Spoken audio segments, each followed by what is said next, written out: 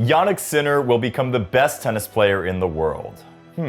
Wonder where I've heard that one before. Jannik Sinner will become the best tennis player in the world. I think it's pretty safe to say that we had the right idea about the upward trajectory Sinner was on then and continues to be on now. Since our last video on the Italian, which you should totally check out, he has won his first Grand Slam singles title at the Australian Open in January, and earlier this month became world #1 for the first time in his career. Oh yeah, and he's also the first ever Italian player, man or woman, to achieve the #1 ranking. Not a bad 6-month stretch if you ask me.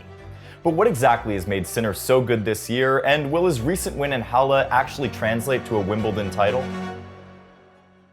Sinner entered 2024 as the #4 ranked player in the world. His first tournament of the year was the Australian Open, where he raced through his first 5 matches without dropping a set.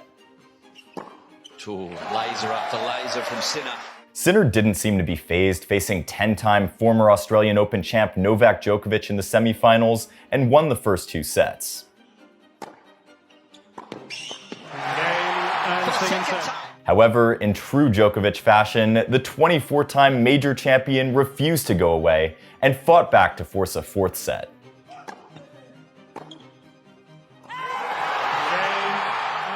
But Sinner was just too good and rallied to reach his first major final.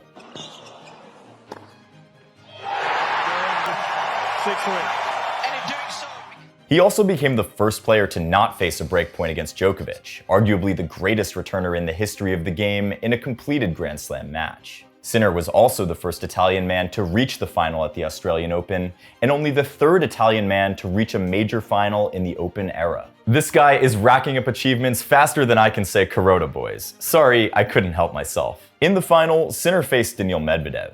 Medvedev capitalized on a sluggish Sinner and took a 2-set lead in just under an hour and a half. However, Sinner completely turned the match around, winning the next 3 sets, and he claimed a historic Australian Open victory. Sinner won 2 more titles in the next few months, winning Rotterdam and Miami. Sinner's only loss during that stretch came at Indian Wells to Carlos Alcaraz in 3 sets, bringing his 2024 record to 16-1. Sinner's main highlight from the clay season came when he reached the semifinals of the French Open before losing once again to Carlitos in 5 sets.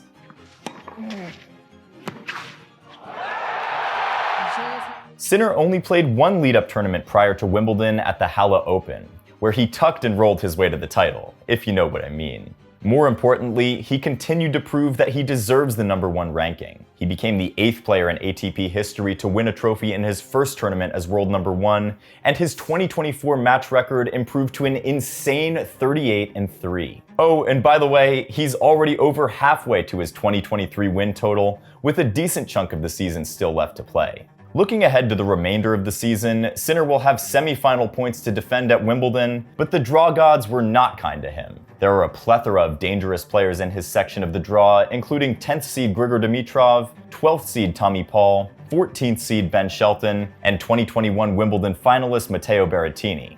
Sinner leads the head-to-head against all of these players, but he's only played Paul on grass in 2022, where he lost. And this is all before a potential semi-final matchup with defending champion Carlitos. As a reminder, Sinner did make it to the semis last year without facing a top 75 opponent, but he may not be as lucky this time around. How will he fare as the #1 seed in a major for the first time in his young career? Only time will tell, but let me know your predictions. So what's changed and what stayed the same with Sinner? And how has he actually leveled up to unlock that Grand Slam potential? In my last deep dive, I noted that the hard-hitting, yet once physically frail Italian had fixed his stamina problem, and that his on-court demeanor and maturity were key in his consistent rise up the rankings. Hip injury aside, those 2 areas have remained strong and greatly contributed to his run to a maiden major title and the world #1 ranking. Coming back from 2 sets to love down is difficult enough, but doing that in a major final, that's Novak-level physical and mental strength right there.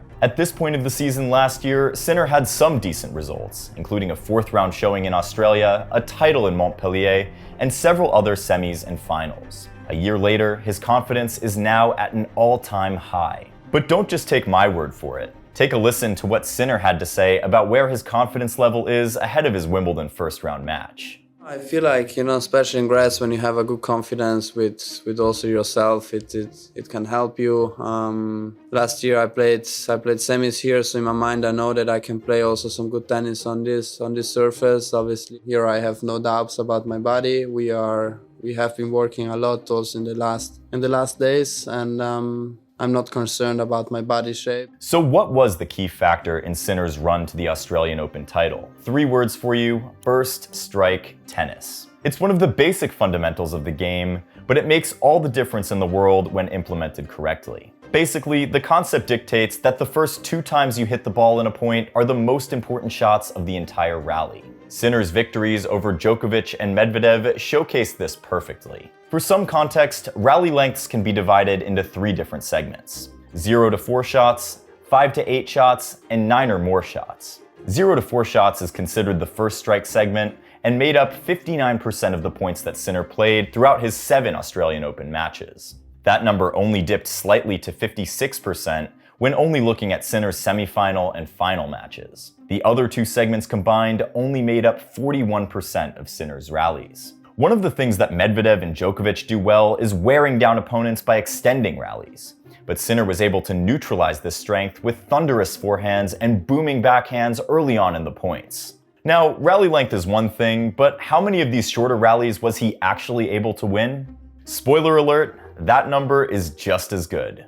Sinner won 57% of first strike rallies throughout the tournament, including against Novak and Medi. Sinner was able to limit the amount of extended rallies to just 18% of the total points played in those semifinal and final matches, and when looking at the actual number of points he won throughout the tournament, he was plus 112 in first strike points won, and more specifically plus 38 versus Djokovic and Medvedev.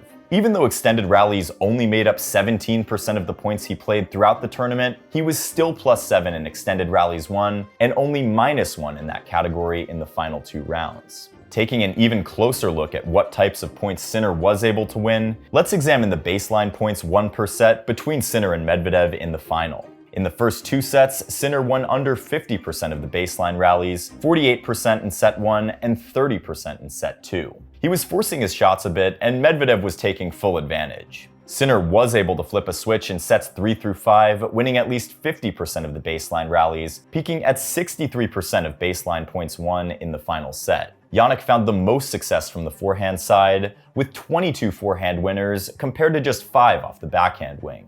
Oh, and 17 of those forehands came in the final 3 sets. Once Sinner is able to unlock the full potential of his backhand, he'll be virtually unbeatable. Side note, these 2 only hit 16 volleys combined, 8 apiece, which is becoming a trend in pro tennis these days. I mean, serving and volleying is first strike tennis at its very best. But anyway, I digress. Sinner's new service motion has also contributed to positive numbers on the stat sheet. While Medvedev was able to get more first serves in play and win more of those first serve points, Sinner had the edge on the second serve, winning 54% of those points. Meanwhile, Medi only won 45% of his second serve points. In a match where Sinner only won 1 more point for the entire match, 142 to 141, having an edge in that stat makes a world of difference. Sinner also managed to hit 14 aces compared to only 5 double faults. Here's what he had to say discussing his performance in his post-match press conference. The more the match goes on, maybe physically I'm a little bit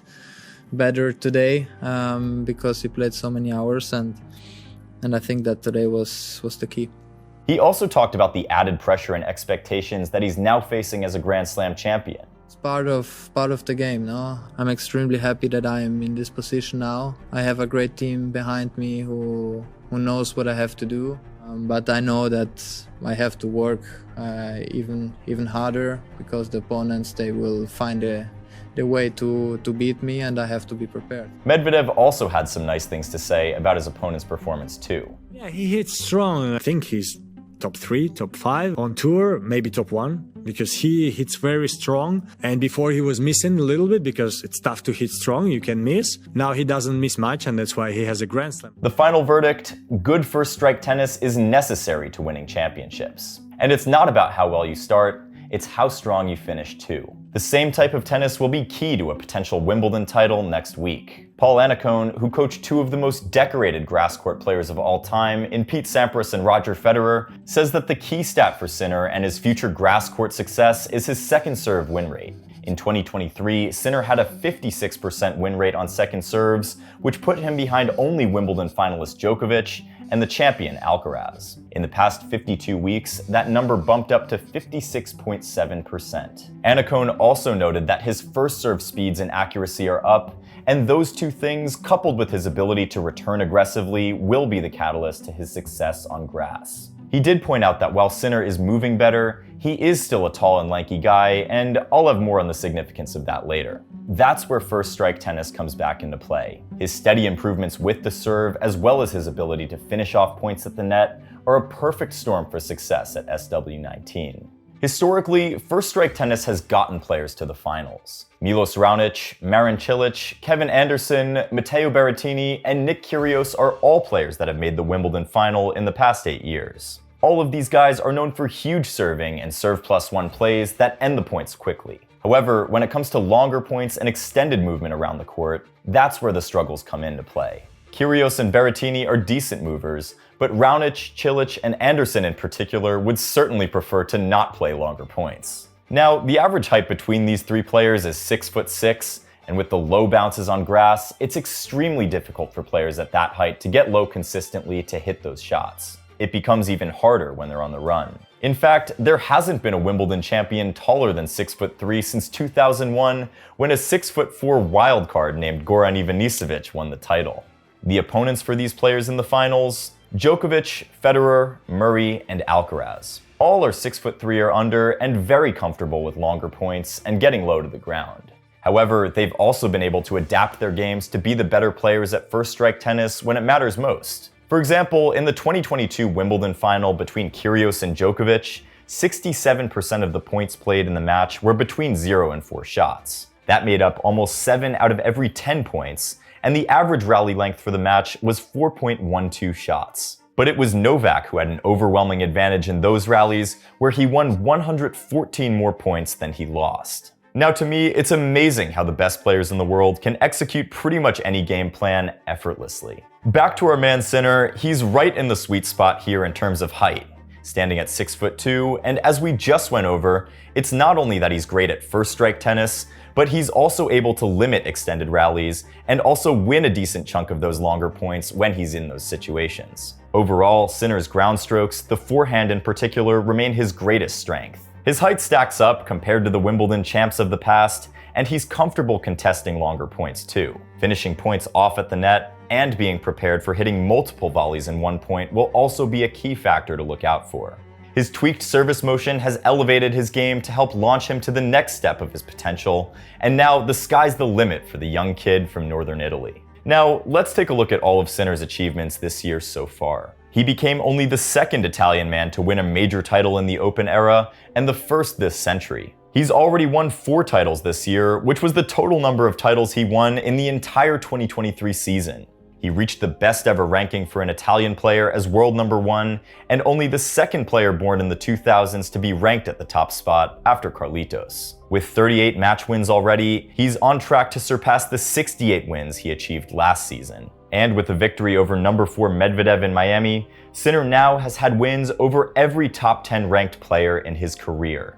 Number 1 Alcaraz in the 2023 Miami semifinals, Alcaraz in the number 2 spot in the semifinals in Beijing last year, number 3 Tsitsipas in Rotterdam's second round last year, number 4 Medvedev this year in Miami semifinals, Alcaraz in the number 5 spot in the Umag final in 2022, number 6 Tsitsipas in the 2020 Rome second round, number 7 Zverev in the 2020 Roland Garros fourth round, number 8 Ruud in the 2021 Vienna quarterfinals, number 9 Hurkacz in the 2021 ATP finals round robin, and number 10 David Goffin in the 2020 Rotterdam second round. And he's already earned over $5.5 million in prize money this year. That would be a heck of a resume for an entire season, let alone just the first half. How many more titles will he win this year? Also, in our last Sinner video, we briefly went over where Sinner stood in some of his major rivalries with Medvedev, Alcaraz, and Djokovic. So far this year, Jannik is 2-0 against Daniil, 0-2 against Carlitos, and 1-0 against Novak. I'm sure Sinner will have at least a couple more chances against Alcaraz, but he's no doubt happy with having an 8-2 edge this year over the current top 10. Do you guys think he'll be able to keep up this type of play against top 10 players for the rest of this year? Let me know what you think in the comments. Sinner's tennis has also won him much more than just titles. While he doesn't share too much of his personal life on social media, his humility and popularity amongst his peers and fans has earned him many successful brand sponsorships. Currently, Sinner has partnerships with Nike, Gucci, Lavazza, and Rolex, among others. All of these companies have benefited from their association with Sinner, with Nike seeing an 18% increase in positivity rating, and Rolex nearly doubling its rating from 49% to 89%. Lavazza has tapped into the Carota Boys fan community in ad campaigns, further highlighting the unique and authentic character that Sinner is. Jannik's kind and smiling personality also no doubt helped him catch the attention of WTA star Anna Kalinskaya, who he's been publicly dating since the French Open. While we're on the topic, who's your favorite tennis power couple? It's hard to beat Tsitsidosa, but I would put Sinner-Skaya right up there with them. I was hesitant to hype up Sinner too much at the end of last year, but he's proven that his late season success was a foreshadowing of even bigger things to come. He definitely has it in him to win another slam or maybe even Olympic gold, but as we know in tennis, nothing is certain and we should keep our expectations cautiously optimistic. Jannik has a target on his back whether he likes it or not, but he has a good head on his shoulders and a great team around him, so I'm not too worried about the pressure and expectations getting to him just yet. Jannik Sinner has a lot going for him right now. A career-best season, a new relationship, fancy dinners hosted in his honor with A-list celebrities, and a whole lot of support from some legendary players. Regardless of how the rest of his career goes, he's certainly on a Hall of Fame trajectory at the moment. Speaking of his career going forward, do you guys have him as one of your favorites for Wimbledon? He's no doubt one of mine as the #1 seed and with the title in one of the lead-up tournaments. Also, let me know who you want to see a deep dive on next. I've gotten a lot of comments in the past couple videos, but there hasn't been a defined answer just yet. So be sure to let me know. Until next time, keep swinging.